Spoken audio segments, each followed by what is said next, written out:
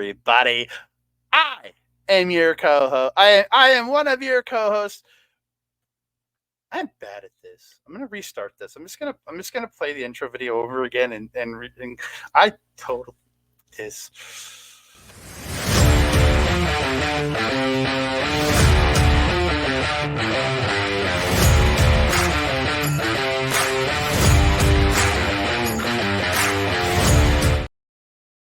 Hello, everybody. Welcome to NJPW Puroresu Review. I am one of your co-hosts, 2/3 Andre C, and I've got right here next to me, but in another city, she is the wonderful, the epic. She is Princess Melball. How you doing, Melball? I'm doing great, Andre. I had a great day at the gym. It's a weird day because it's a Tuesday. It's a Tuesdays Tuesday. and I don't Tuesday and I don't get along very often. We as a day in person, we're not a vibe. Everyone, you know how everyone's like, I got a case of the Mondays. Nah, B. I got a case of the Tuesdays. But it was a great Tuesday. I had a great leg day. Gym was quiet. My tattoo's all healed up. It's not peely and creepy and gross anymore. Got to watch some wrestling this afternoon. Got to talk wrestling with various people throughout the afternoon. It's been a good day. How are There you we doing, go. my friend? I'm doing actually my Tuesday because again, my Tuesday is everybody my Tuesday is what most people consider a Monday because I go back to work on Tuesdays. I'm off on Saturdays, Sundays, and Mondays. So I feel you. Tuesdays are not me and Tuesdays don't usually agree. But this Okay. Tuesday was really good.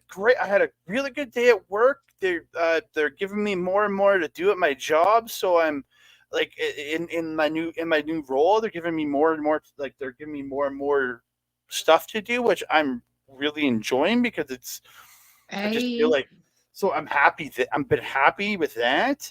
Um, it's my one day on before my next where I'm off tomorrow because I will be going to Bowling for Soup in the afternoon for a meet and greet with the wonderful band Bowling for Soup, one of my favorite bands of all time, and I'll be getting to meet them oh this afternoon. And I'm going to see them perform tomorrow night, so I'm super excited. So it's a really good Tuesday. God, I thought that was a comedy group or something. I didn't realize it Oh, was a band. oh wow! Oh yeah, no, it's a band. It's a band. They're 1985. As long as you're gonna have a good time, that's all that matters, right? Yes, I'm super excited. I'm super duper excited. Yes. So my Tuesday was really Excellent. good, and it's leading into a absolutely wonderful Wednesday. Yay. Hopefully, I'll have a line on our new car tomorrow too, because I'm going to go look at more cars. Yay. Not that there's anything wrong with your current one. It just Just really rattles old. a lot because you have so many coin in the front dash.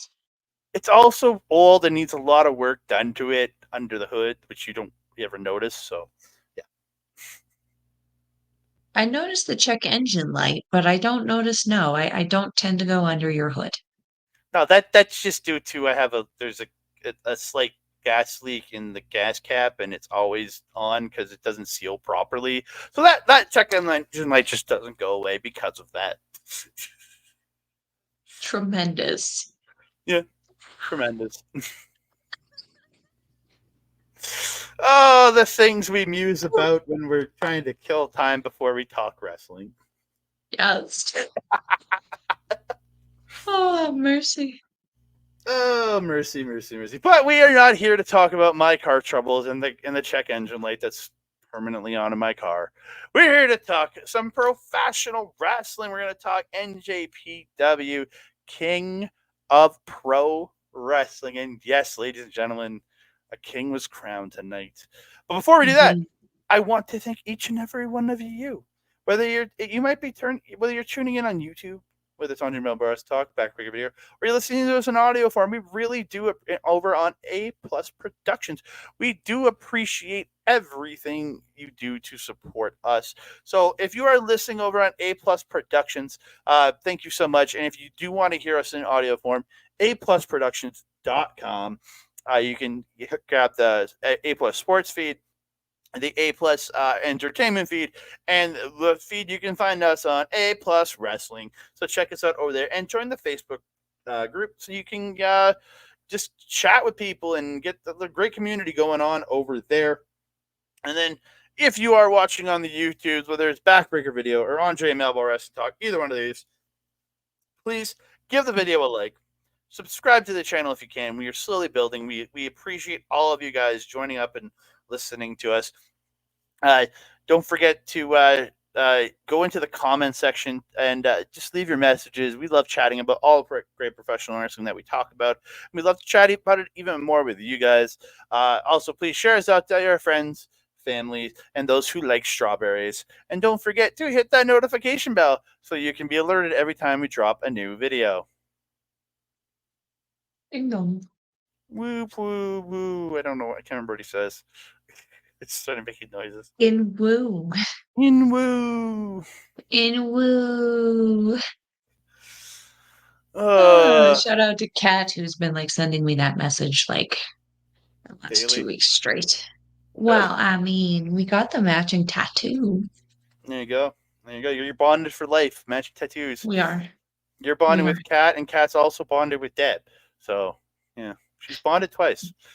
We are Charlie's Angels, aren't we? We're Andre's Angels. Yeah, you're Andre.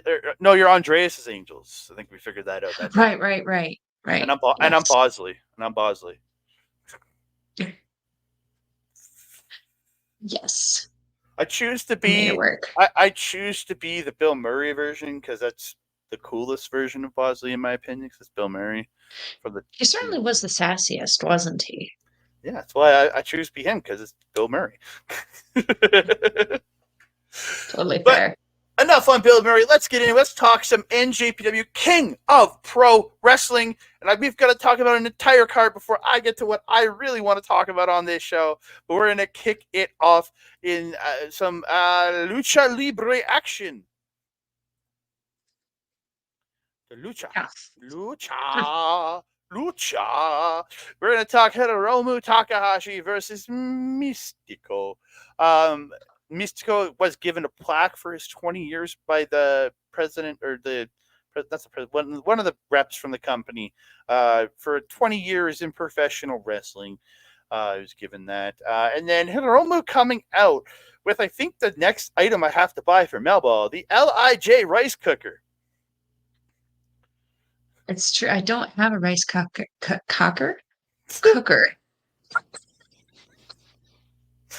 Wow. Well, got something on the brain, I guess. That was a Jesus. Not when I'm looking at this picture, that's for damn sure.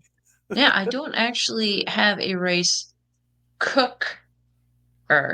I do it the traditional way with water on a stovetop. So yeah, I wouldn't mind that. Yeah, I feel like you could just get away though with like getting a regular rice cooker and just buying an LIJ decal. Yeah, I think that's what I'll have to do. But he coming out and he opens it up, and Mystico's he's been steaming rice so long it became a mask, and it is a Mystico mask. It became a Mystico. Yeah, turned into a Mystico mask. So and then they show Toriano is on the Japanese commentary booth. Yeah. So early on, we get a nice tope suicida by Mystico. And, just so everybody's aware, I watched this show live at 2 a.m. my time. I got up at 2 a.m. to watch this show live. I am committed to this show. I'm committed to one match on this show. I was going to say, you probably could have slept through the entire show and just woke up for the one match and been happy. But I decided to watch the whole thing, take notes, all that stuff, just get it done. Then I was done with it. It's fair. Yeah. It's fair. Really nice tope suicida by Mystico off the top of this early on in this match. Hiromu does start targeting the knee, working it over with submission stretches, dragon screws, all this stuff, working his new standing figure four thing that he has. This new move.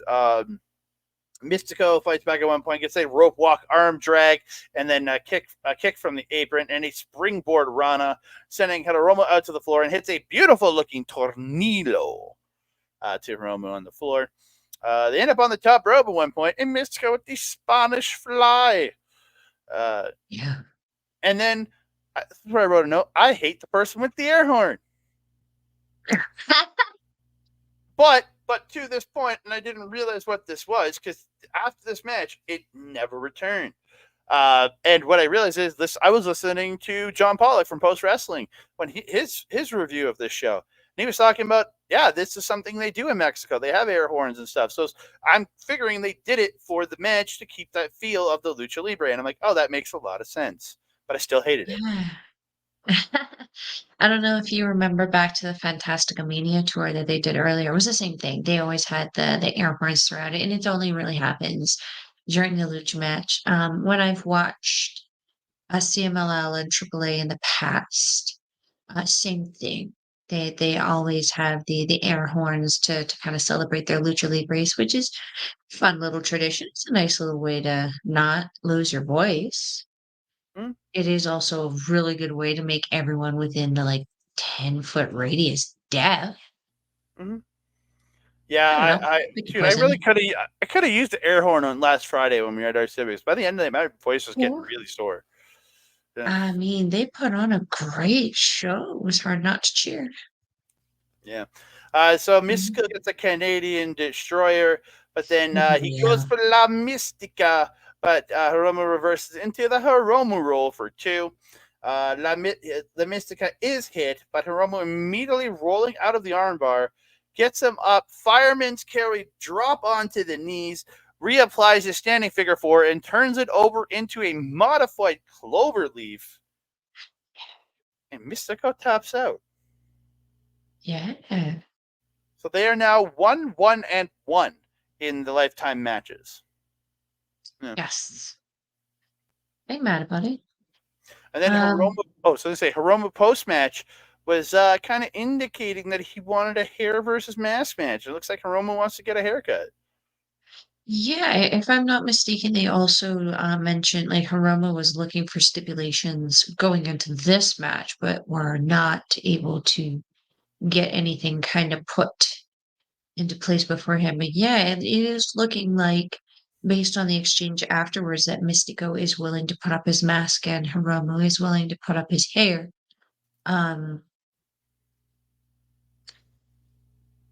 I feel, by the mercy of everything holy, Hiromu would probably lose that match Mm-hmm. Oh, for sure. because Mystico terrifies me. Um, but yeah, this was exactly what I expected it to be. High energy, fast paced. Just go, go, go, go, go, go, go, go. Mystico is a very, very, flashy and very, very exciting lucha superstar to come out of CMLL. His style has always very much impressed me. And to see it clash with Hiromu and see Hiromu have to pull out more submissions to kind of ground Mystico was really, really cool because we got to see him kind of adapt to who he was wrestling. Yeah. And Hiromu also, you got to remember his excursion from New Japan. He spent a lot of time in Huh? Mexico working as Kamatachi. Uh, Kamatashi. yeah, so he has extensive training Kamatashi, I think. in in the lucha libre world. So yeah, Yeah, 100%. 100%. And I loved his mask. Very Starlight Kid almost reminiscent. yeah. So we move on to the second match on the show, and it's for the IWGP Junior Heavyweight Tag Team Championships. It is the Bullet Club War Dogs, Clark Connors and Joe Maloney defending against the Intergalactic Jet Setters, Kushida and Kevin Knight. Both teams, I was really impressed with this, wearing matching colors. Yeah. Yeah. Yeah, I agree. I felt that Connor's and Maloney's gear. Did you get the same vibe just with the color scheme and everything? Gave me like Top Gun vibes. Yes, yes, I agree with you. Yeah, I really liked it. I did like how like how Kushida had the little jetpack. That was good. I like that. I like the jetpack. The jetpack has returned. Oh, it was a nice little touch to come in. He's very much I still don't understand. Like I understand the references, but I still don't fully understand the character. But goddamn, is he a great wrestler? Take us into it, man. The jetpack doesn't really work to any of his references. His references are Back to the Future. They didn't have jetpacks in that. I can't even like dispute that because I've never seen any of those movies. Oh, we have something to watch. Oh, right as soon as you watch Nightmare. Sure. Just set up the time. You set the date. Yeah. Night, man. It's all in the shoes. It's all in the shoes, man. Those drop kicks Telling are you. just crazy high, man. He Oh, wears orange and black because he's Tigger. I've missed his drop kicks so much. You Oh, see, there was. Oh yeah, take us into it because we're just gonna get sidetracked. yeah, it's one of my notes in here is talking about Oh, his drop kick. There's a great spot on the floor. Drilla tossing Knight into the crowd. Connors hits Kushida with a chair. Kushida drop holds Connors into that same chair once it was set up.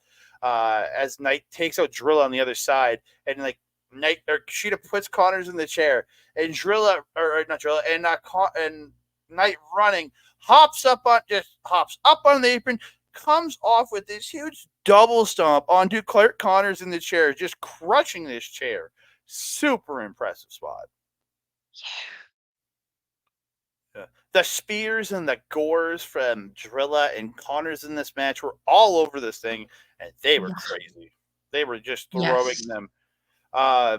There was and I gotta pull it up because they were actually there was Intergot Jetsers go for, and there's a mess up, but I gotta give credit to Knight how he saved it. They went for Mhm. the Motor City's Machine Gun Skull and Bones, which is the neck breaker splash combo, but Knight Mhm. slipped coming off the top and he lands, and then he just hops up into the air into the crossbody to like, yeah, he messed up, but he had the wherewithal to just jump and instead of going back up, Mhm. he just did one of his hops and came down. It was almost just as effective with the height that guy gets on his jumps. So I was gonna say his athleticism, his natural athleticism just kind of saved him there. I almost didn't get that one out. yeah, I really have to give it to him on though. That is ring awareness that he's picking up to Mm. just do the hop. Like you have the hops. Like, he that is he's very much learning, and like you can see that he could just pivot on his feet for whatever he needed there, which is really impressive to see. 100%. Um, Mhm.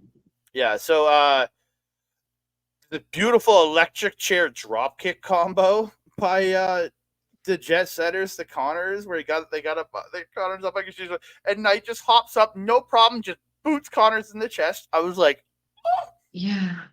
dude, Yeah. It's just effortless for him. I'm telling you, he's Tigger.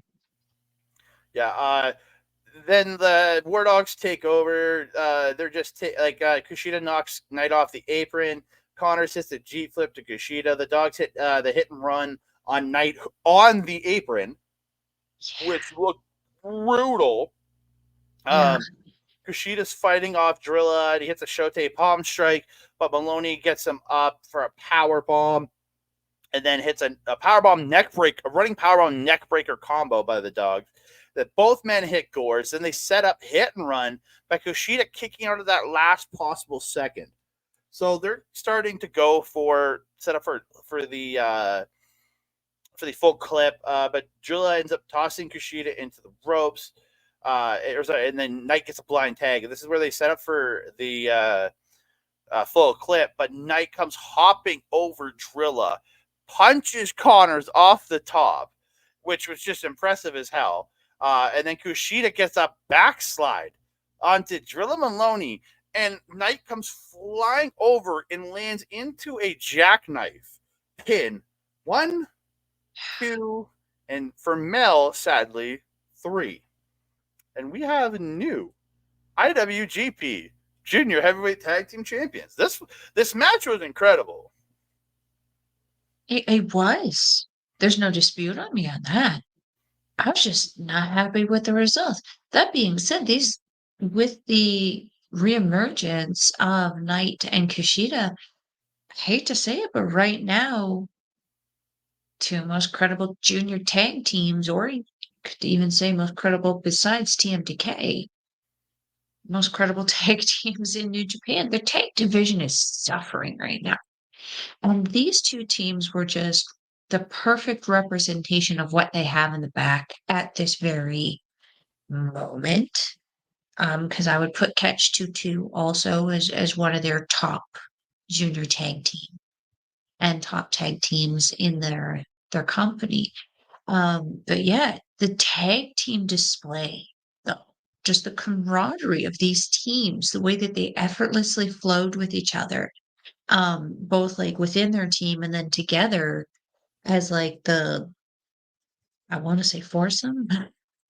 They did so good. Um, I was just want to also say R.I.P. to Trilla Maloney's beard. Miss Mm-hmm. that thing. Um, It'll come back. but it will, hopefully. As will the titles, I'm sure. I mean, we're starting to see more tag teams, or we have all the tag teams that are coming out of, don't we? For Best of Super Junior Tag League, We do. Super We do. Junior, Super, not Best of, but like Well, Super Junior Tag League. and we will talk about that this Friday on the Japanese Wrestling Update. We will go through all the teams on that in that tournament. So tune Yes. in, Japanese Wrestling Update on OLE. Yeah, we got stuff, and then we have to figure out our predictions on who's going to take the blocks and all that. So yeah, we'll get to that later. But yeah, I suspect the War Dogs are going to be a massive threat in the tag leagues, junior tag league here. So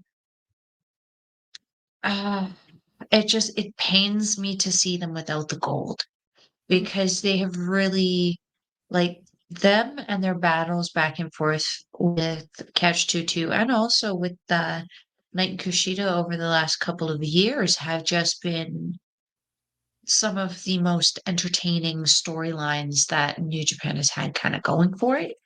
Mhm. So it pains me to see this one kind of come to an end. With that being said, again, Junior Tag League right around the corner. We'll see what happens with these guys, what they do, how much force they bring out, if that Drillakilla is still going to be a problem. And we'll see if they're going to be the guys at Wrestle Kingdom. Yeah. Again, we'll have some predictions for you this coming Friday.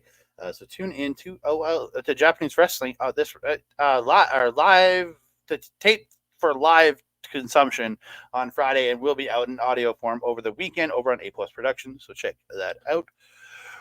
So one more time for the champions. Yeah, let's go. I was happy to see the title switch. I wasn't mad about it. I was mad about one thing on this show. Mel was mad about it too. So, but it wasn't about this match because I love this match. IWGP Heavyweight Tag Team Championships. It's TMDK Shane Haste and Mikey Nichols with Hartley Jackson. Mel just learned his name yesterday. Versus the Bullet Club Rogue Army, Bad Luck Fale, and the oldest man in New Japan Pro Wrestling, Caveman Ugg, as this man is multiple thousands of years old. He is thousands. Hey, commentary said it. It came from Chris Charlton. I believe the man. He is the historian of New Japan Pro Wrestling. He knows all of the information. Okay. We'll go with okay on that one. I thought it was funny. But holy crap. It's enjoyable. I've seen Caveman wrestle a time or two watching Tanahashi shows, but holy crap, this man he is like Umaga big. Like he's big, like built like almost like a little thinner, but like he's built like Umaga style, or like Hanson from the War Raider or War Machine. I was gonna say he actually reminds me of a combination of the two Yeah. because he's got the size and durability and flexibility that Hansen had. But what was the other one's name? Uh, uh, I know it's Roe now. I think I don't remember what his Indian name was, but Row? yeah, it's Roe. They're Eric and Ivar, and they were Okay, Hanson I and Roe. was gonna They were say. Hanson and Roe. They were Hanson and Roe, and now they're Eric and Ivar. Yeah, Okay, Eric. Yeah, okay. Eric So now. Raymond Eric, Rowe. yes. So Raymond Rowe is what he was in New Japan. That's what he was. Raymond Rowe. that one, it felt like a combination of the two because if I'm not mistaken, he was a little bit more kind of fighty-ish. Like he definitely had some kind of martial arts background, but then at the same time, he also had a little bit more aerial Mm. kind of strikes also. More Japanese strong style. So he kind like Ugg felt like a combination of both members of War Machine or War Hammer or whatever the hell they're called now.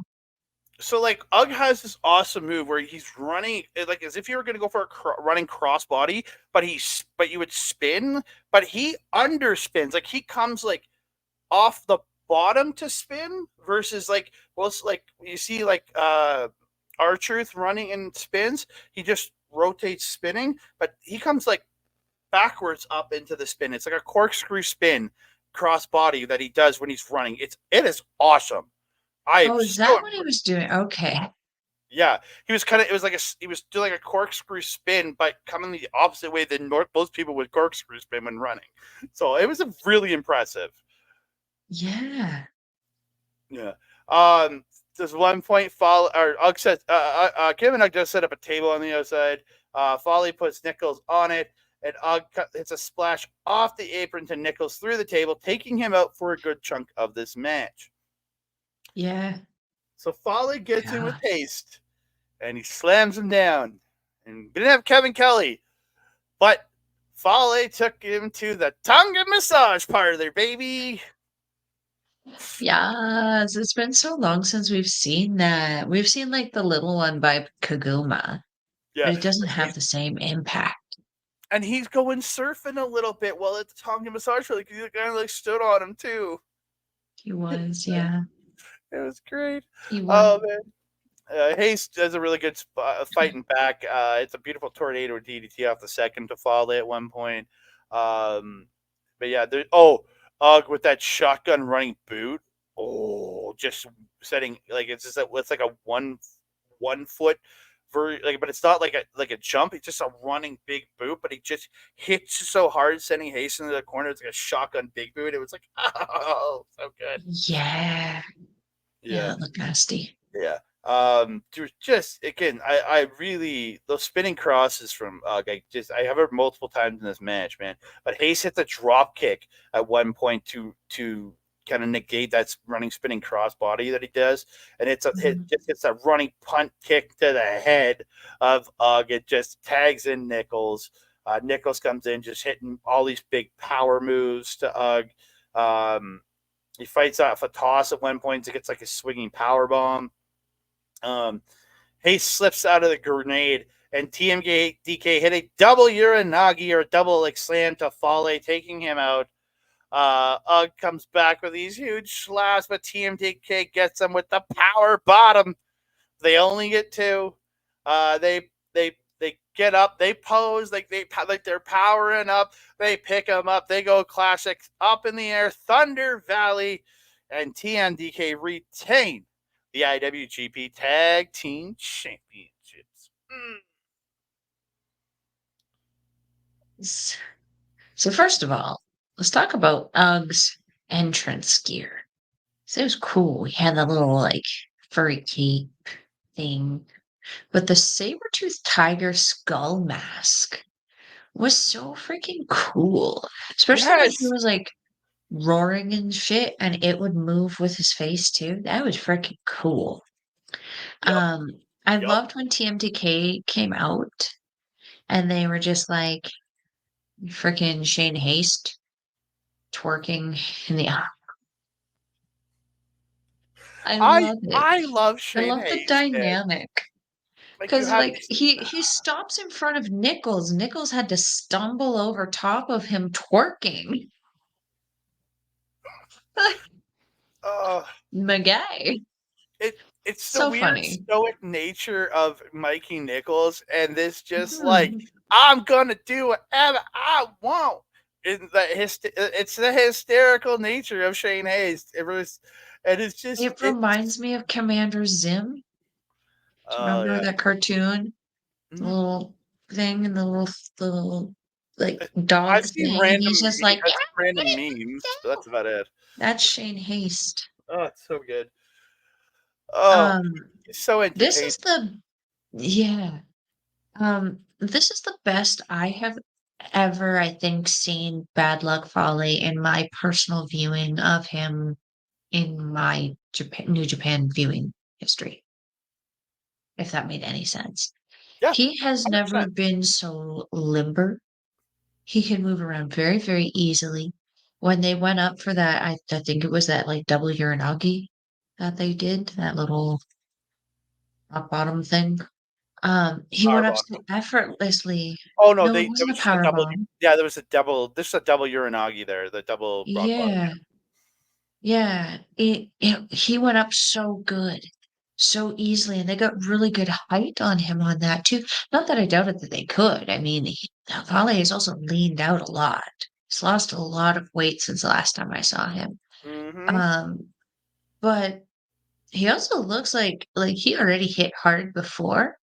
It looks like he has more control on where his hits are going. Because I feel like the old Bad Luck Fale under the leadership of like Kenny Omega and who came after Jay White even, he was kind of like a haymaker Fale, you know, he just kind of his fists were going kind of all over the place.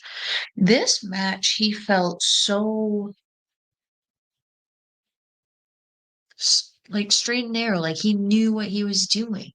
Like I didn't doubt that he didn't like that he knew what he was doing beforehand, but like for the first time in a really, really long time, he looked like, 20, 30-year-old Fale. You know what I mean? He Yep. was very, very movable. He flowed effortlessly with his partner and he flowed effortlessly with TMDK. It was so good. I really, really enjoyed this miss. I actually I had not low expectations, but like I didn't expect the match to be as good as it was. It was a very pleasant surprise for me. Yeah. Again, I didn't expect a lot out of this, but this turned out so good. And Yeah. and I can't even say it's just because like Foley did so good. Like he's just really impressing. Again, I think it's since starting to run Tamashi and having his training school these last few years, he's really Mhm, evolved as a progressor because he's getting better because the students he works with make him better because he is learning from them in certain mhm. aspects and helping to make them better so he gets to just get that much better at what he's doing. Tony Cosina is a godsend helping him transform in the way he did, man. Like love Yeah, Tony Cosina. yeah. I was very impressed. Yeah, this was definitely and this showcased and showed off Caveman Ugg very, very well Yeah. for me. Because even though Bullet Club took the loss on this team still looks hella dominant. Yeah. Yep. We move on. Never open weight championship. It is the Rampage Dragon Shingo Takagi taking on the Grip Ryohei Oiwa with his cornerman Kosei Fujita. I I, I Um, I find that name, the Grip, very interesting. especially considering how this match went. Yeah. So I was listening to commentary. They were talking how the never open weight title is really the BMF title here in New Japan. Do you know what a BMF title is, Mel? Big motherfucker. Baddest motherfucker. Oh, okay. I was close. Yeah, At least I got the UFC motherfucker part right. yeah, UFC has an actual BMF title. They have an Oh, actual title that was awarded. The Rock awarded it the first time. wow. I mean, Yeah. that would make sense. Oiwa did say before this match that if he wins the belt, he is going to challenge Kosei Fujita. And they are going to have a match for the openweight title, which is interesting. Two guys that came up together. Be interesting to see them war over that. But they get into this. Takagi faking out Oiwa early on in the match. Hits that dangerous driver to Takagi, then dumps Oiwa to the floor. They end up fighting on the floor for a while. Just some good stuff there. Um, Takagi with that corner lariat puts him up top, hits that beautiful superplex off the top, follows it up with a sliding bomber, but he only gets two. Just the strike trading here in this match was just them going back and forth, just smacking the crap out of each other. They're striking each other. Oiwa gets a German. Takagi with a pumping bomber into an Oiwa Olympic slam, and both men are down. Oiwa does eventually get up, gets a sleeper, but it's fought off. Takagi scores with Made in Japan, but he only gets two. Oiwa constantly is going for the grip, which is his lariat or his spin out lariat move that he had. I think it's a spinning lariat the movie that he does. Again, he's only been back for like a match or two, so I'm not fully sure on his moveset yet.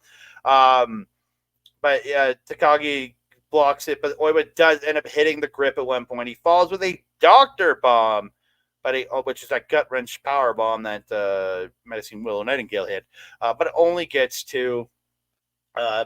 Takagi gets out of the sleeper again. The grip gets dodged again, and Takagi hits a pumping bomber for two. Oiwa avoids the pumping bomber again, but hits a backdrop. The grip again gets reversed into a backdrop, and the pumping bomber followed by a power bomb, but again only two. Another pumping bomber is hit, and Shingo lifts him. Last of the Dragon, and Shingo Takagi retains the never open weight championship. Even though I was saying on the last show, yeah, I was getting this title, I didn't actually think he was taking the title. I really didn't. Of course, now that he lost, you would be saying that, wouldn't you? Come Yes, on, of I'm not course. completely delulu. Ah, you're picking up my lingo. I love it. I started picking Um, a lot of your lingo a while ago. yeah, because I'm so hip with the haps. Um, I had a lot of fun with this. I had a lot of fun with this. I love Oiwa. I've loved him since he was a little young lion. His short hair, his one-colored hair. We'll have to talk about the haircut, honey, but, the match was so good. Oiwa's speed is just so crazy because Shingo's speed is so crazy for a heavyweight. But Oiwa was moving just a tiny bit faster at times, and it was super, super impressive the way he could just get back to his feet almost instantaneously. It was really, really cool. Um, I really like the gear Oiwa has. I feel that it fits the personality that he has, that he's working towards really well.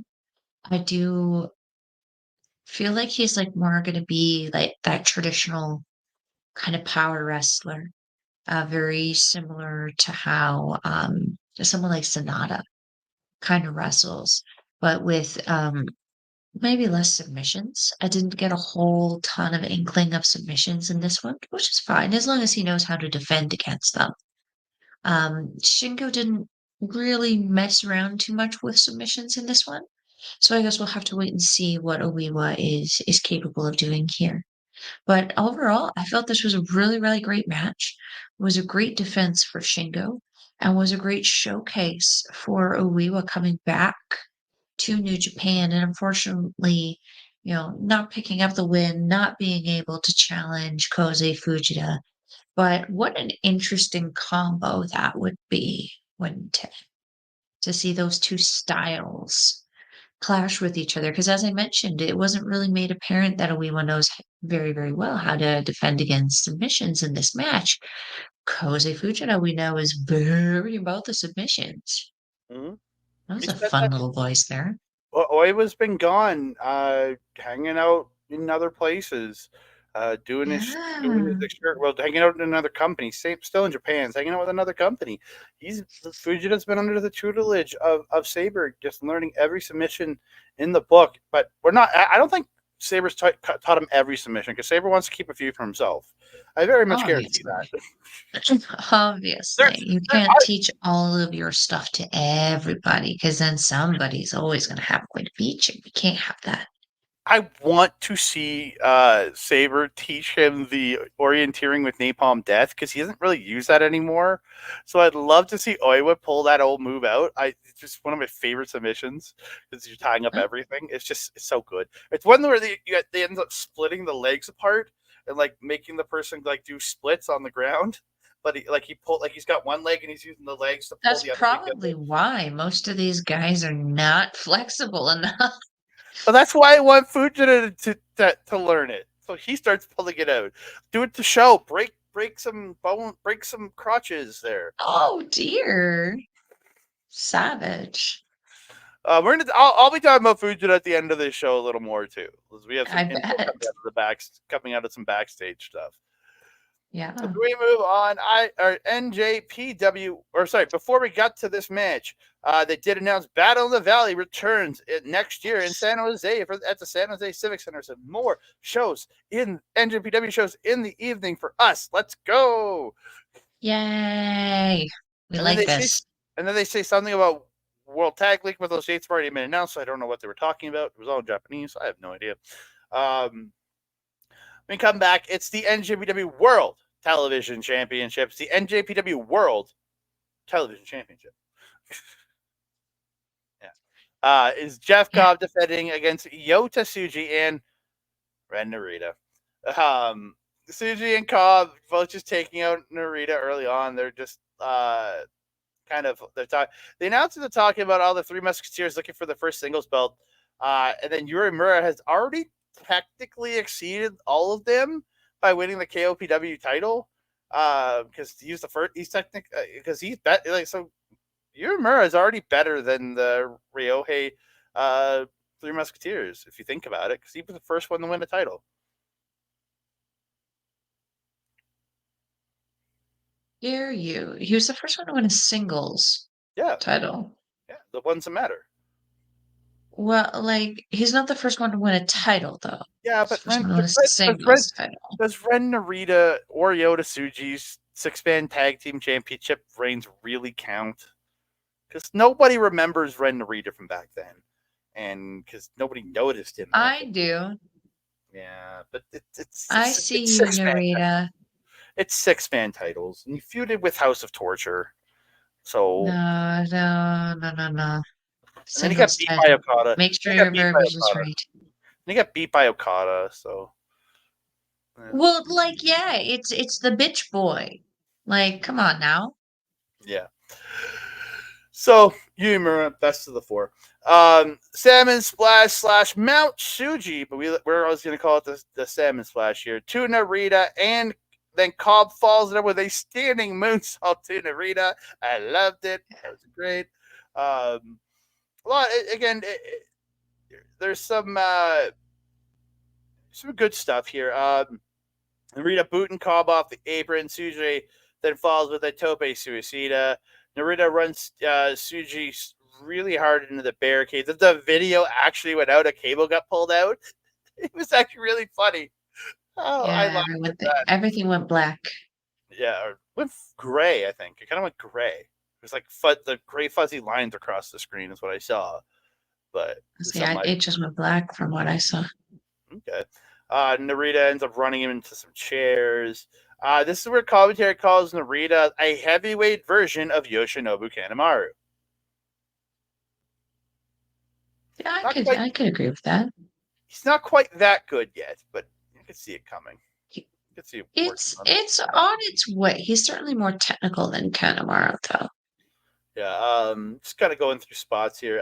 The hammer and sickle by Cobb to Tsuji, but he misses that standing moonsault. Tsuji hits him with that backbreaker and the face slam, but can't get the stomp.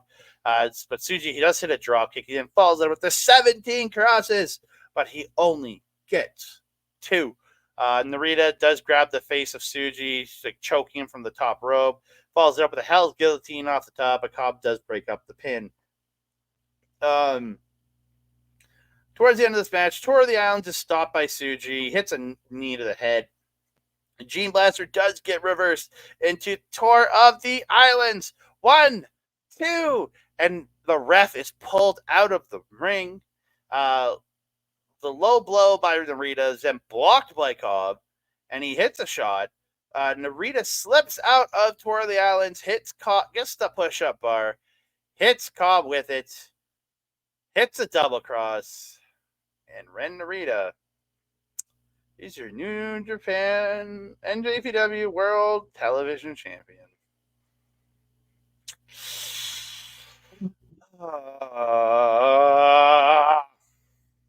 It sucks.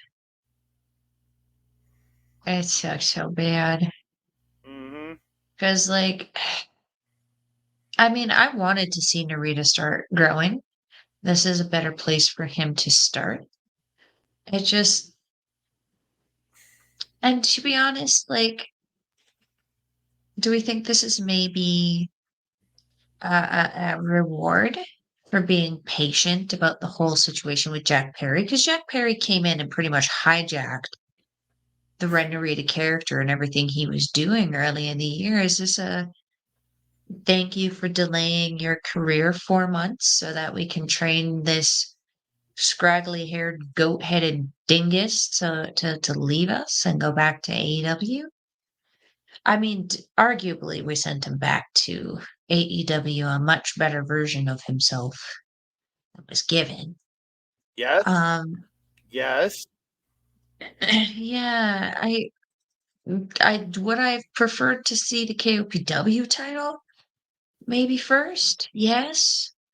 Am I terribly mad about this? Not terribly, because it gives something for Cobb to focus on to kind of come back. Because his promos going like into all of his title defenses recently have been so good, but like he's probably pissed now.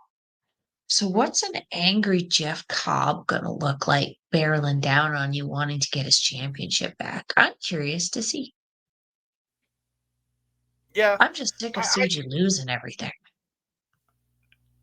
Yeah, but Tsuji just happened to not get. He didn't get pinned, at least. That's true. And this is a culmination of the last year and a half for this man. If you think about it, he was the man that lost to Zack Sabre Jr. at Wrestle Kingdom in the initial tournament final for this belt. That's true. Been That is true. 19, 20, 21 months. 21 months journey to this championship for this man. So it is kind of appropriate that it is his first title. I guess. Or his first single title. It is appropriate. So sadly, I just don't like seeing gold in House of Torture. It's my problem. So sadly, from House of Torture to the House of Torture of AEW, it's the Young Bucks make an appearance on screen. They do work with Perry, don't they? Yeah, and they kind of are the House of Torture of AEW.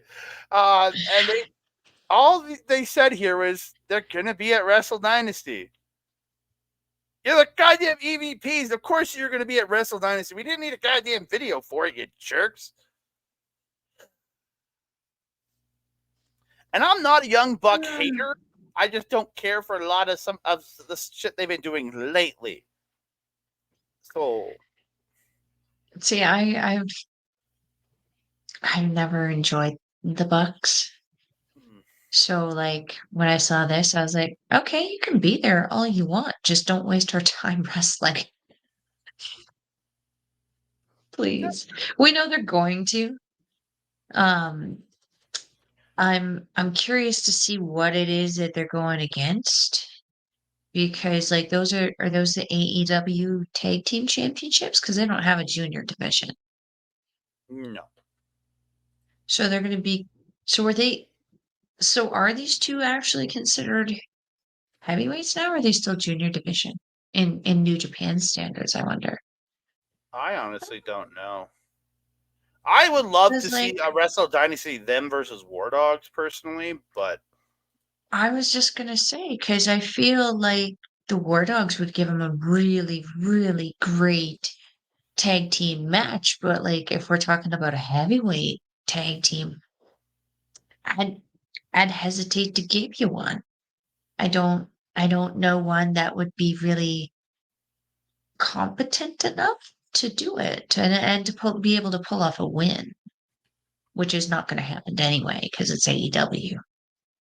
Evil and Yujiro Takahashi. And then we can just ignore the match, take our piss breaks and everything, because we're going to be watching this at from 1 to 6 a.m. Or no, actually, probably not, though. We're going to watch Wrestle Kingdom. No, we probably won't be watching this one live, but I could take a piss break during that match. Fair. You get I House of am Torture not versus very AEW House of interested in Torture. this. There you go. Yeah.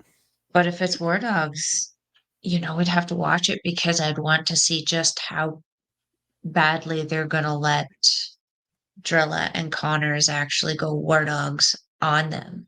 Hmm. Because we both know we've seen the War Dogs at their best and we've seen the War Dogs at their worstest. How far the Bucks gonna let them take them if that's the case, if that's even the War Dogs. For all we know, they could be like wanting to capitalize on the thing that happened later in this show, which we'll talk about later. I Oh, can't you know really what? bring it up without. I like to see them face Bishamon. Good match. I would rather gouge my eyeballs out with a spoon. Well, something we don't want to gouge our eyebrows. Oh no, I kind of want to gouge our eyebrows over the spoon for this match. Hiroshi Tanahashi 25th anniversary 6-man tag match. Hiroshi Tanahashi, Shota Umino, El Phantasmo versus House of Tortures, Evil, Yujiro Takahashi, and Yoshinobu Kanemaru with the little dick. Team Tanahashi all coming out in Roman garb because it's a promotion for Gladiator 2. And it was adorable. Sure. It came out, and I'm like, what the hell? Does he have a little toy sword? What's going on? ELP came out with his spear, and I'm like, this is glorious. Mm-hmm. And then Tanahashi comes out with his little bow and arrow, and I'm just like, I'm gonna need some explanation soon, commentary. And they did explain it is a promotion for Gladiator 2, which is coming out in November. So they were the sponsors of this show. So they get into the ring. ELP gets his first dragon screw ever, according to the announcer. He's never done one before in his life, according to the announcers. Okay. Yes. Okay, then. Good job, ELP. I told you I believed in you. I don't have a lot for this match. I'll admit I kind of stopped taking notes during this match. Umino getting tossed in the Explorer's corner repeatedly, but eventually comes back with a big exploder suplex, but I didn't write down to who. Tanahashi does get triple teamed 1 point, and dick-to-dick contact does happen. Damn you. Gross. Yeah, the pimp cane gets stopped. Umino tosses it to Evil. The ref, and then the ref's getting mad at him. They kind of pull like almost an Eddie Guerrero here, sort of like a version of it. Umino and Shota with dual planchas to the floor. Tanahashi. Umino and Shota? Oh, Umino and Shota. Umino and ELP with dual planchas to the floor. Tanahashi then hits Yujiro with a sling blade. Goes up to the top. Blow for the win. ELP and Shota bowing down to the Grandmaster after the match. Let's talk about the match before we get into the post-match. I don't really have a whole lot to say on this one. I wasn't really too into it because of the House of Torture aspect. The gladiator aspect just had me laughing the whole time. I always have to bring it up right now because, like, goddamn, does ELP look like a little Joe Hendry? And now he looked like a gladiator Joe Hendry. It was phenomenal. I believe in ELP. I believe in ELP. I loved it. Yeah, I don't have a whole lot to add to this one. Let's take us into the post because the post was importante. Yeah, I'm gonna. Yeah, so I forgot to load that one up. Haha, I'm bad at my job. I'm terrible at my job. I'm bad at my job. Yeah. Andre. The post match. Tanahashi gets on the mic, starts cutting a promo, thanking the crowd, thanks everybody for coming in. This is another hard fought victory, but says the finish line is in sight. And I'm like, I'm thinking, oh shit. Is he retiring at Wrestle Kingdom? But then he says, there it is. Then he made just a picture of Tanahashi on his own. Then he makes an announcement that he will be retiring at Wrestle Kingdom on January 4th, 2026. So Tanahashi is pulling a John Cena. Wait, what? John Cena's doing a run for over 2025, and he will retire at the end of the year after doing a bunch of matches throughout 2025. I think what he said is he's taking a break. Like, he's not going to take really big projects during that year. He might do a little small filming here and there, but he's supposedly signed up for anywhere from 40 to 60 dates over the entirety of 2025 with WWE to wrestle. So he is going to be doing a retirement tour throughout the entire year and getting some big matches with old people and new people and maybe even a bear. Old friends and new friends and even a bear. Always choose the bear. So Tanahashi is going to give us a year-long farewell tour, and with ending at Wrestle Kingdom. I'm not gonna lie, I'm happy about this. Me too. We've been talking a hot minute how we're worried about Tanahashi when he's moving around in there, how last summer he did that run-in with Bolton and Taguchi, and they made it to the ring, beat up the guys, and removed them before Tanahashi was able to waddle his way down to the ringside. He does need, I think, to take the time to focus on being El Presidente, and I think this is a good idea. Because it's not like he's not going to be involved, right?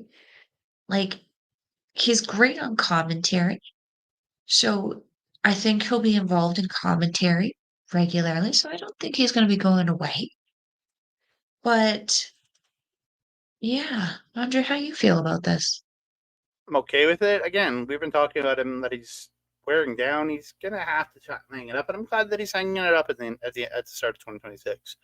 I think it's right. And my question is, what is this final match? What is this Wrestle Kingdom? Is it a big grandiose singles match? It's a multi-person. I want to face some of my favorite opponents over the years.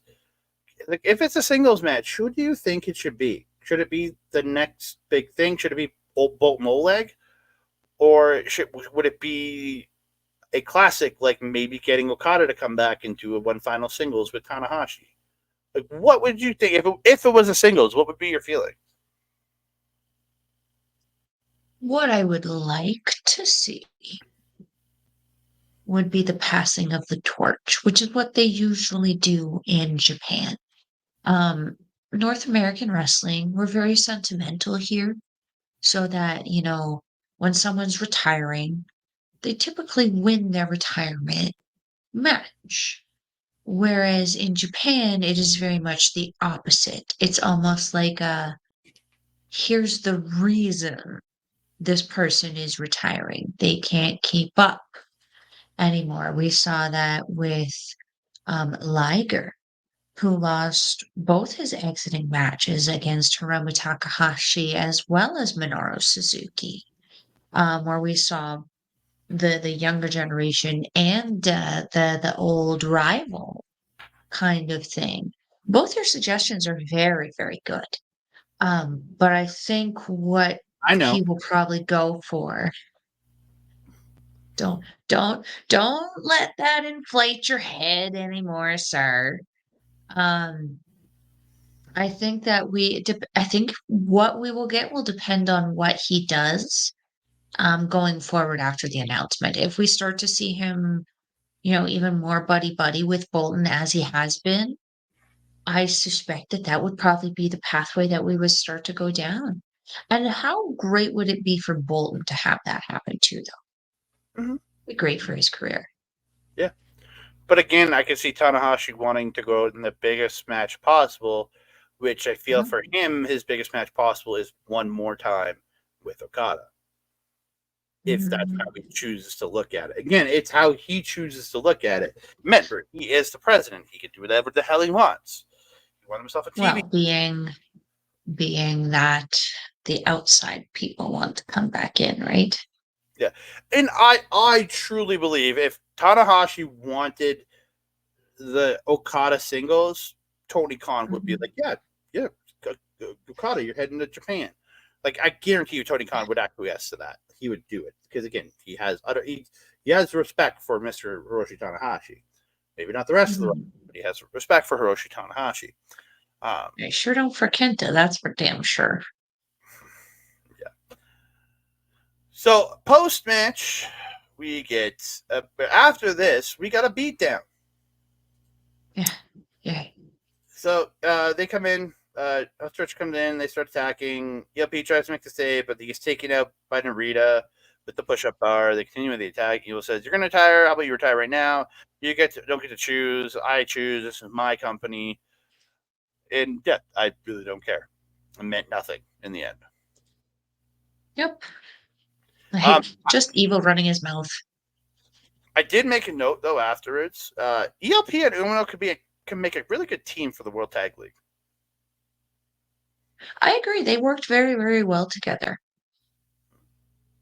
I feel like ELP would be to Shota what ELP was to Taiji Ishimori. Hmm. That he could be something because Umino is pretty charismatic. He's pretty outgoing, but he's also very introverted. I feel like ELP could bring out that extrovert in him that would be able to get Shota to, Hmm. for me anyway, be able to help me gravitate to him a little bit more. I think so. And I just thought an idea.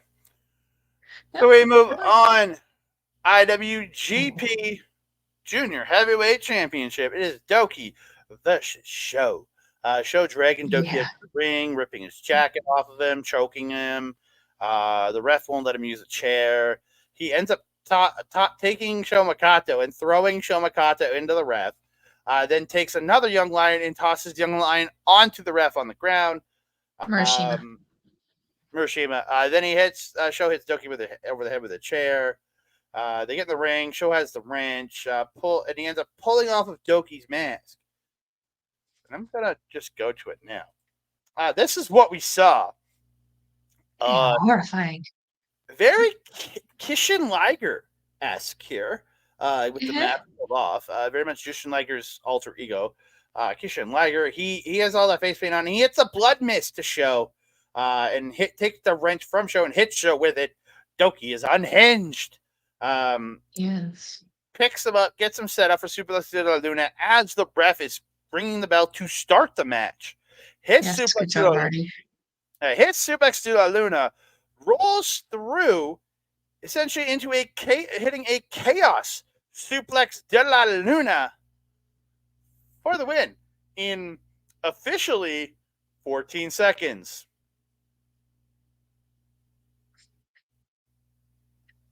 Holy shit. Now, Yeah. was this what I was expecting from match for this title? No. Did it end up being something actually really fantastical that I can actually forgive for being so short? Yeah. Yeah. I this in equal parts, disappointed me, but then also made me very excited to see because we saw this development with DOUKI. I would never have expected this to happen, and then for him to be sitting there like looking like a possessed tamatanga, sitting there like until he put his mask on, and as they said on commentary, it was like he became this like feral demon until he put his mask back on. And then he was back to DOUKI. It was the most crazy, mind-blowing, like, cool thing I've seen New Japan do in a hot minute. I liked it. I can forgive it being so short. And to a point, I literally just watched the show because Post Wrestling was reviewing it. Sakura Genesis 2017 that happened in the same building. Had that like a minute and a half junior title match that Kushida beat not Kushida. Mhm. Hiromu beat Kushida to retain the title in like a minute and a half, setting up a match at Dominion. Same Yeah, building, same kind of situation. Somebody winning in very quick fashion. So yeah. yeah, yeah. I Just like it. I dig weird it. coincidence It that I was watch interesting. something and then it happens again in the same goddamn. Right? Well, take us Yeah. what happened in the post, though, So because that was where the real interesting ish of this happened. I apologize. I do not have a picture because I forgot to grab that picture. I just grabbed the post match picture. Oh, Kanemaru, Kanemaru attacks with a the Santori surprise, right? yes.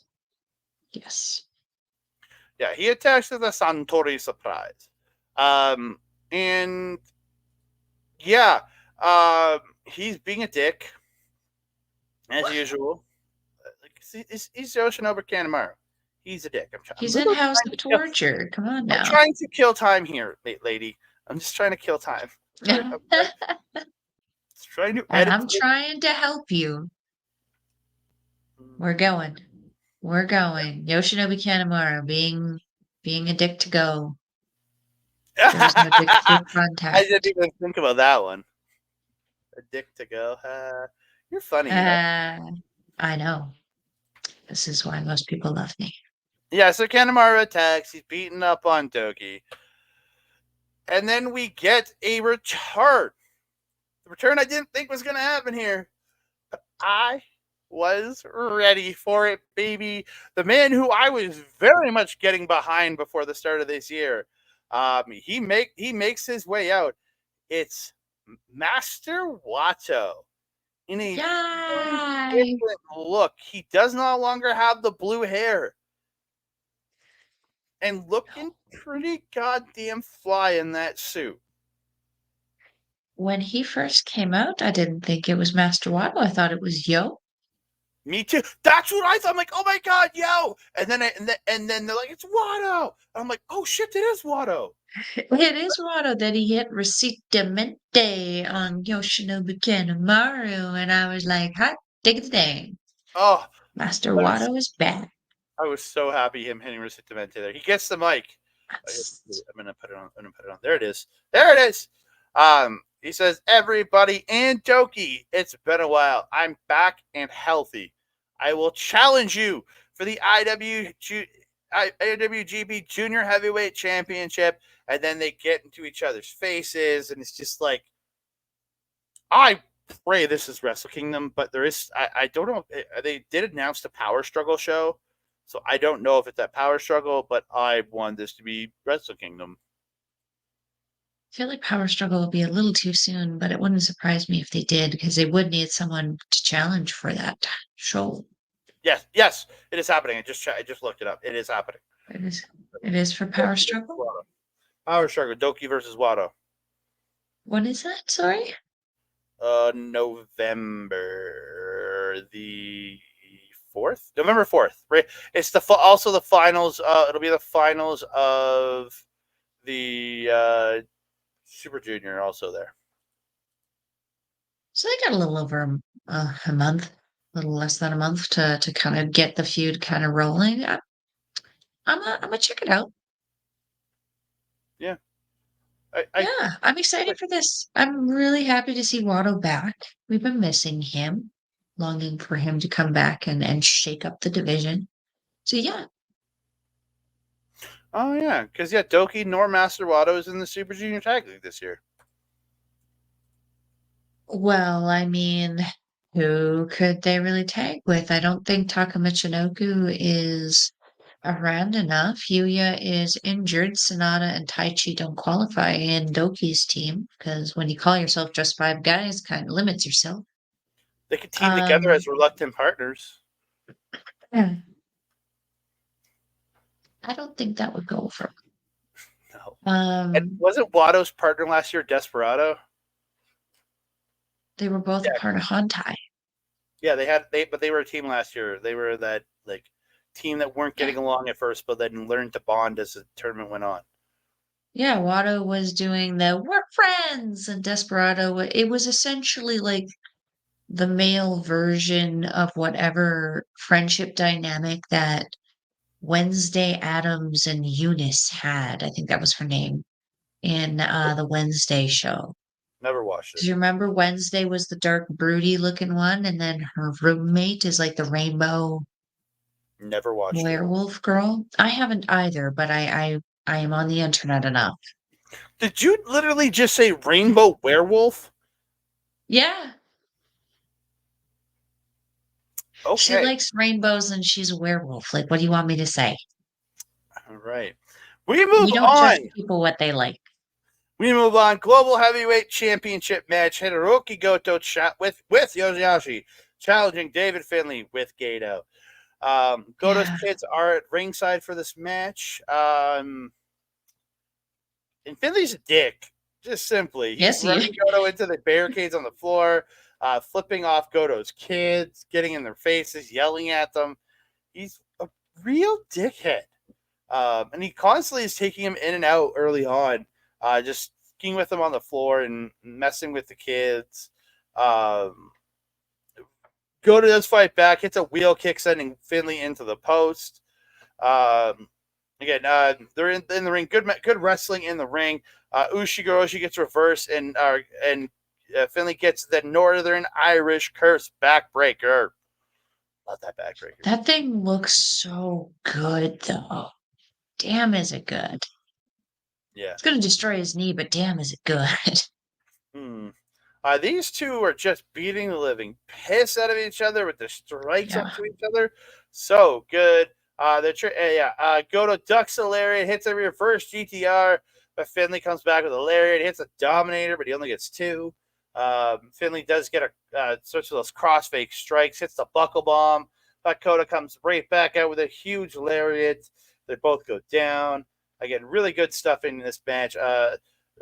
Goto comes fighting back at one point. Finlay climbs up the ropes, but Goto he's got him in a choke. But Finlay starts to climb the ropes, but Goto lets him go and gets him on his shoulders. Hits Ushigoroshi. Love that move. Goto with the chest kicks, hits GTW, but he can only get two.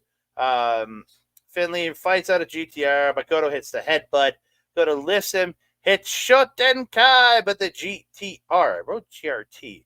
The GTR reversed, and Finlay hits Trash Panda into oblivion, or the Trash Pand into oblivion, as I wrote. There's no on Panda. Gedo distracting the ref. YOSHI-HASHI also trying to get Gedo. Finlay gets the shillelagh, hits it, but only gets two. Falls with a power bomb, only gets two. He goes for overkill, but it gets reversed into a GTR, but Finlay slips out of the GTR, lifts him up. Overkill for the win.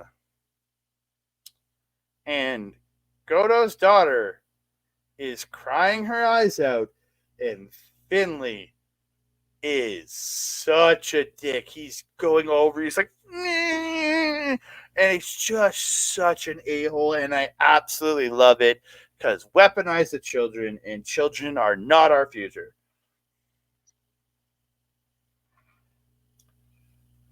I love that our catchphrase has now weaponized the children. Mm-hmm. One of them, anyways. Oh, so funny. You're right, though. He was an absolute dick. Absolute dick. The money he's probably got to spend to make that right. I can only imagine. Uh, but how great was it that they were able to utilize the children in that way, in such a way that it helped build the story. It helped character development for Finlay. Because if y'all didn't think he was a heel before, watch this match. You will be won over to the dark side. Um, goddamn, does David Finlay sell like a mofo too? There was at one point where he was on the top turnbuckle, and Gedo knocked the feet out from under him, and he just bounced the back of his head off that turnbuckle and hit the mat really, really hard. He's so good at elevating his opponent as much as himself. He's one of those people who knows that if his opponent looks good, he looks better, especially when he's coming out. When he knows he's coming out on the good end of this. I loved the heel work in this. I absolutely loved it because now we're seeing a very clear kind of difference between House of Torture heel and War Dog heel. We're seeing a different kind of heel work, heel mentality. We're seeing a lot more connivingness, a lot more like kind of structure coming out of Finlay in that crazy chaos. I love it. And that he's now put down two very dominant members of the NJPW locker room. I am very, very curious to see where his global domination takes him next. Mhm. We are finally moving on to the match that meant most to me on this show. The IWGP World Heavyweight Championship is Tetsuya Naito versus my boy Zack Sabre Jr. Let's go. Hey, baby. So Tetsuya Naito is here. Sabre out with Kosei Fujita, Shane Hayes, Mikey Nichols, and Hartley Jackson. He has almost all the members that are there. For some reason, Oiwa decided to stay in the back, a little jerk. But yeah, a little jerk. Um, so as I was He talking got about, beat up by Shingo Takagi. yeah, but he could still come out, hobble his way out. He hobbled his way into the backstage presser. So Did he, or was he carried? no, he walked. He kind of walked. Like Shane Hayes was supporting him, but Shane Hayes could have supported him to the ring. God damn it! And like they could have set him up on a chair. Like, come on. Not like they don't have enough chairs there. There's always people, somebody hitting somebody with some chair. Come on. So yeah, as I was saying, the Sakura Genesis, back to Sakura Genesis 2017, Sabre did have his first ever Sumo Hall match against Hirooki Goto for the Never title. That was his first time in Sumo Hall, and now he's returned here 7.5 years later. Go after the biggest prize in the game, IWGP World Championship, man. And I did write, Oiwa conspicuous by his absence from quartering Sabre. I did write that down. This match, what I took so much notes here. Holy Take fuck! us into it. I know I'm you would. not even going to go through this. This was Sabre working his ass off early on, working the transition, wrestling and everything. But Naito really doing a good job at reversing out early on in this match. And getting like just really kind of learning. Like there's a spot where he went for the roll into the pose, but then Sabre just runs over and grabs the arm into the armbar. But Naito went for the LNJ pose. That was perfection. That was So utter. funny. Naito really trying to work the neck. He ends up he gets him to the floor. He sweeps the legs, and when he's Sabre's on the apron, and baseball sides him into the barricade. He runs him into the apron, then barricade, then barricade a couple times. But yeah, he starts working the neck. Sabre does get back in the event. She's really working those leg submissions and transitioning throughout the body though. Again, Naito hangs Sabre in the corner. and he drives the neck down onto the one knee. That neck breaker. Falls up with that standing neck breaker for 2. Then he gets him in that leg trap full Nelson. And Sabre, what I really was impressed, every time Naito put him in a submission, he is trying to untie himself. He's not immediately going for the ropes unlike every other wrestler. He doesn't want, like, and they even say it on commentary, Sabre doesn't want to go to the ropes. He wants to work his way out and get the advantage back in his corner. But he is so that's what he's doing throughout here. And I was really impressed with that. Naito does get Sabre up the top, hits the Frankensteiner off the top. Sabre does come back, scoring a big boot, but then Naito coming back with a headlock takeover into the Pluma Blanca, which is the Koji clutch. And again, Sabre's trying to work his way out of it, but he eventually has to, like, he's using his legs, trying to get his legs up to, like, break stuff. He gets one arm kind of out, but he's still, like, locked in. So he does have to eventually go to the ropes again. So Naito starts working over the neck again. He hits Esperanza, spiking Sabre on the top of his head off the second rope. Sabre tries to reverse him, but Naito ends up hitting a running Destino, but he only gets 2. Sabre then goes to work on submission again, goes for Clarky Cat, manipulating the fingers a lot here. He's pulling him, stretching him, torquing him back, but Naito does finally get a foot on the ropes. Naito reverses a Zack driver into Valencia, but Sabre into Valencia, but Sabre then reverses it into a. But Sabre reverses that, he gets to Valencia, then Sabre reverses the Destino into the Gotch style pile driver. Shout out to Minoru Suzuki right there. Both men are down. I even tweeted it out. They had the video, so I reshared it. I'm like, Sabre paying tribute to his mentor, or something like that. I tweeted that. I loved it. Destino gets slipped out again, but Naito gets a backslide into a small package for 2. Naito hits like a Pele style kick, but Sabre comes back with a big layer. Falls with another Zack driver. This is falls with the Zack driver here, but Naito kicks out at 1. And Sabre then hits another Zack driver, but can only get 2. Sabre then gets up. He's firing himself up, picks up Naito. One more Zack driver. Finally say it. Zack Sabre Jr. is your IWGP World Heavyweight Champion. It is all so sweet, baby. I love the picture because look how much bicep is in that picture. Look how much gold is technically in that picture. Half of those men are champions. Dude, Harvey Jackson might have a championship on Australia for all we know. I mean, big dates. I think him and his buddy tag team champions over here. It counts. Robbie Eagles.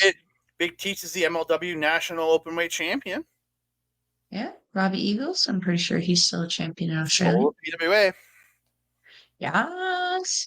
We got a faction of champions sitting on top of NJPW, and I dig it. Dig it.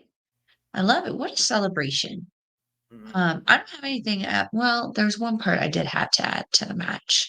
There's that one part at the beginning where they were doing the deathlock, kind of back and forth, where Naito first got Zack into the deathlock, and he just started bitch slapping Zack while he was down on the ground, and Zack was just sitting there like, yeah, you keep doing that shit. You keep pulling your shit. And then suddenly he reversed it, and now Naito's in the deathlock, and Sabre Jr. sitting there like, huh? I loved it. It just shows so much about the relationship that those two have with each other, and how they were able to take a very serious match like this and have little pockets and moments of hilarity that were able to break up the intensity of the match. Flowed so good together. I'm very excited about this title run. I have a suspicion that he's going to have this title for quite some time. I think so too. I feel like next year is going to be about building the next young star.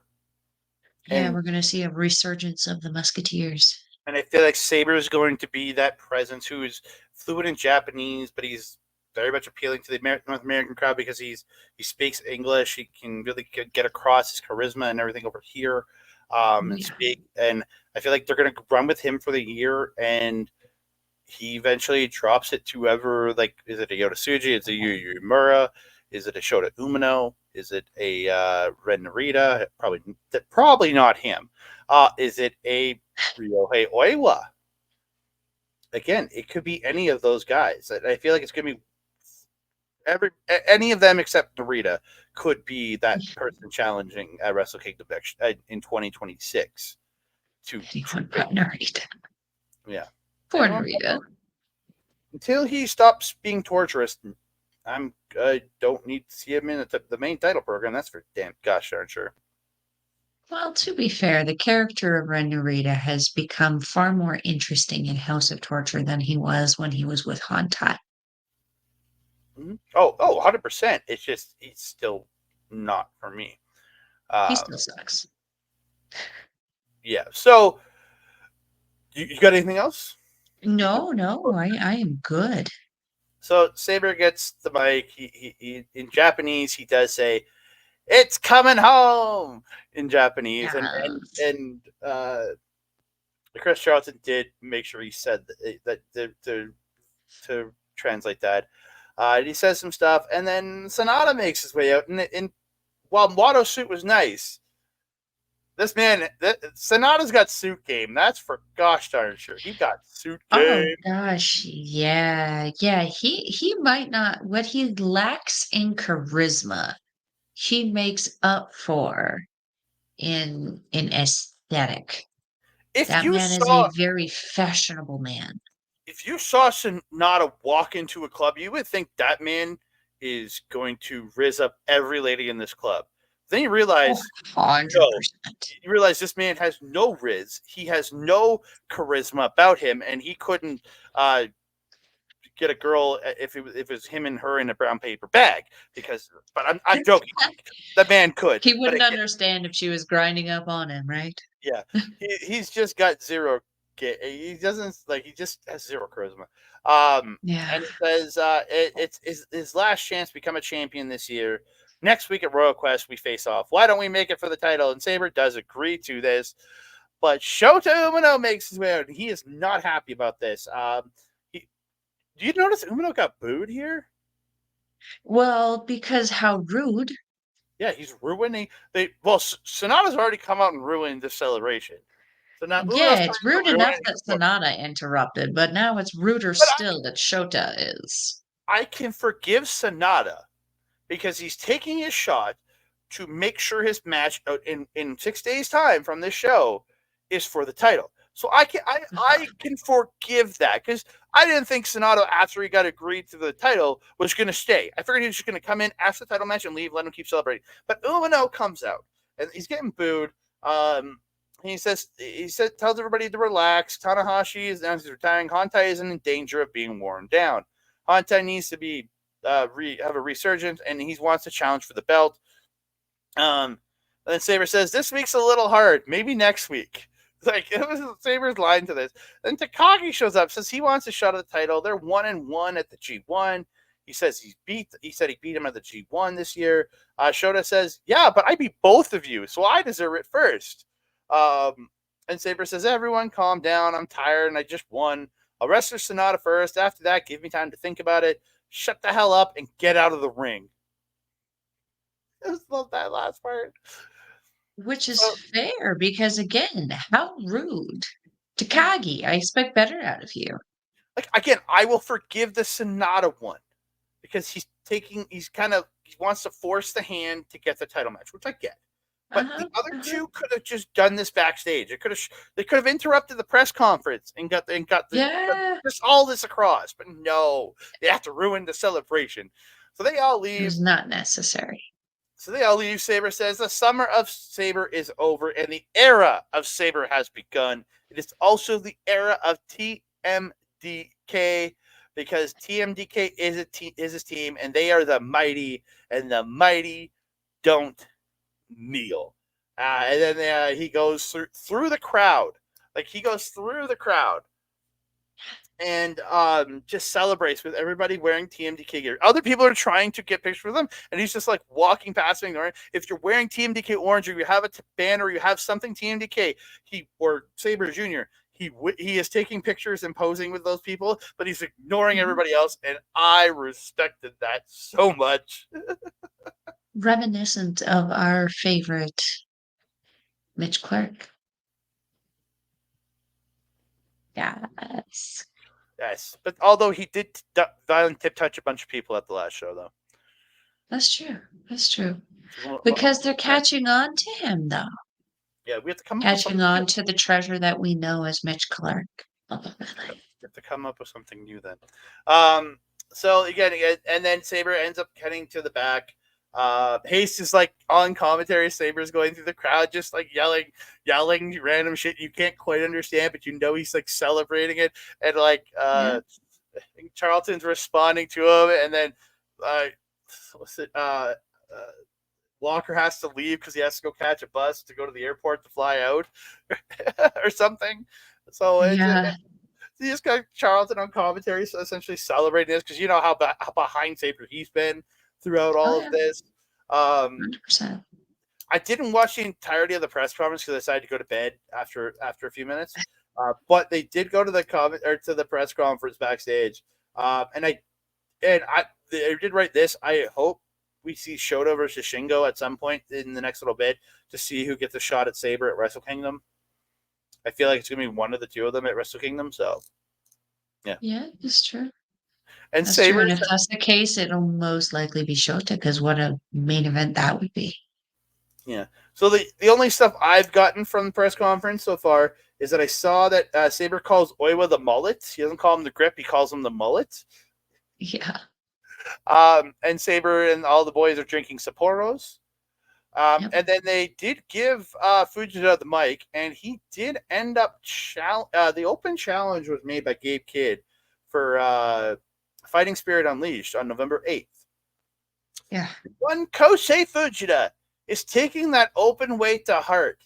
Just like Lio Rush before him, he's taking that open weight to heart because he challenged Gabe Kidd for a strong open weight championship match. So, and guess what? Gabe Kidd came back with the response saying, yes, he will face Fujita there, and he's going to beat the hell out of him. Of that, I have no doubt. Yeah. Fuji. So we're getting Fujita versus come on now. We're getting Fujita versus Gabe Kidd in the main event of Fighting Spirit Unleashed. I am so ready for that show. I'm very curious to see how it goes because, as we are well aware, Fujita is very interesting and unique moveset. He has a lot of technicality in there, but a lot of high speed kind of moves as well. Gabe Kidd is just a Swiss Army knife. He like you try to run past him and he just has an appendage that sticks out and just bitch slaps you while you're running by. It's crazy. But we saw what happened with him and Lio Rush, where he literally just hit Leo in the face so hard that it split his eye. So I am concerned, but I am also very hopeful in the exposure that this is going to get for Fujita. I do not suspect that we will see Fujita win that title, but I suspect that we will see one hell of a fizzity-yuckin' match for it. He's not going to go down without a fight. That's for damn sure. Oh, and pointing to Fujita, did you notice after Shingo Takagi's match with Oiwa, he was staring down Fujita hard after the match. Like there was points where he was like looking right at him, and Fujita was like staring right back at him. That's Shingo? Yeah, with Shingo after the Never title match. Yeah, Oh, so yeah. I'm also hoping we get that match too. So Oh yeah, let the building of Fujita begin, please. That is the future of this business. if he just becomes an open weight champion instead of a junior champion, I'm fine with that. I would be too, yeah. Yeah. I would still like to see him win the junior title just to say that he did. But I don't think it needs to be his first. No. Osprey. I guess Osprey did win the junior title first. Then he did win an ever openweight title at one point Yeah, too. So correct. I can see it. Yeah, because he faced Shingo for both of them. Yep. Yeah. He actually, I remember Osprey lost at the Cobb at that G1 special, that G1 Supercard in Madison Square Garden. He had lost to the Cobb in that match. I remember him losing to Cobb. Yes, well, that was before Will Ospreay became the Will Ospreay that we know today. Also, that was when he was still Video game fairly Osprey, yeah. little. Yeah, Yeah. still pretty little. Any Yeah. whizzles. But we have come to the end of this show. We want to thank every one of you for hanging out here and just checking out all of our opinions on the professional wrestling that we watch and love. You can find. Oh, I guess I should have put the banners, eh? You can find me on the X at That Canada Guy, TikTok, Instagram, and Threads at That Canada Dude. You can find me on Facebook at Andre Melball Wrestling Talk, or on our YouTube page, youtube.com/@ Andre Melball Wrestling Talk. You can always find us in audio form, A Plus Productions, on A Plus Productions on Facebook, or aplusproductions.com. Go check them out over there. We have the sports feed, the entertainment feed, and the wrestling feed. You can find me and Melball on the wrestling feed over there. And again, join the Facebook page. You get chatting with a lot of great people and a great community of professional wrestling fans. You can also find me and Melba over on twitch.tv/OurLocalEstablishment or on youtube.com/@OurLocalEstablishment. Usually you can find me on Wednesdays doing Marvel Talk the same day this show comes out, but you will not find me this evening because I will be at Bowling for Soup seeing my favorite band. Screw you, Ed. I love you, Ed. But yeah, no, I'll be at Bowling for Soup. Ed has found a guest co-host to join him on this show, so please go check that out.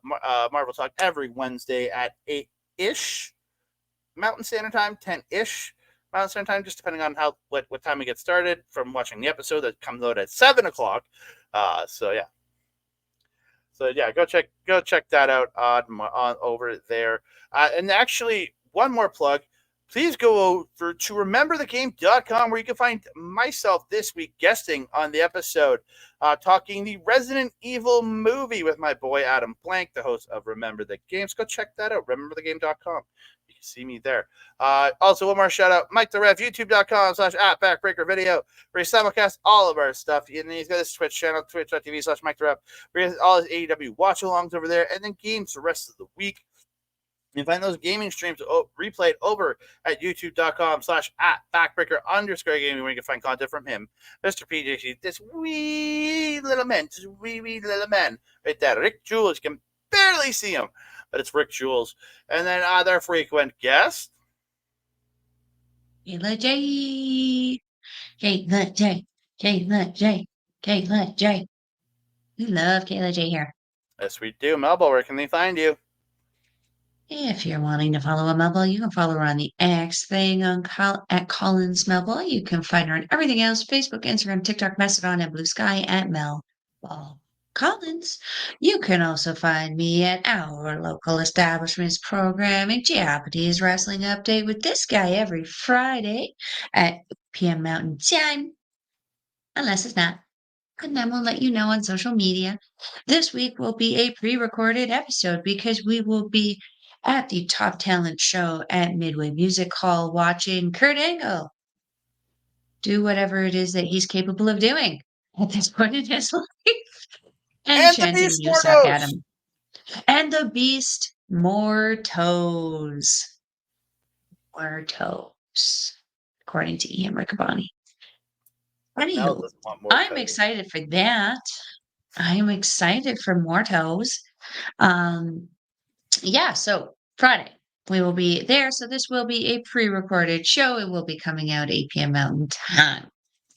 You can also find me on Astro Bizarre's YouTube channel, where we do our show, Ladies Wrestling Showcase. Yes. We will hopefully be having an episode coming out very, very soon, as the PWI list has just been released, and we got some ish we need to say about it.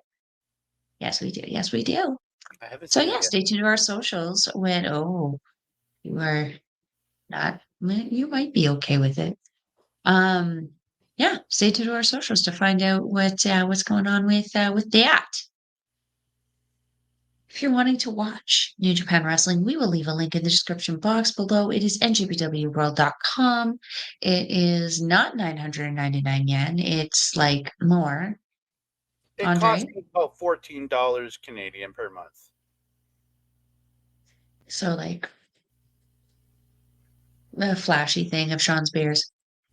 It's sort of 10. It's 10 and a half. We'll go with. Which is what, Sean Spears is. Because he's a perfect 10. Yeah. Anywho. Yeah, it's a great price to watch some amazing professional wrestling. Yeah, I was waiting for it.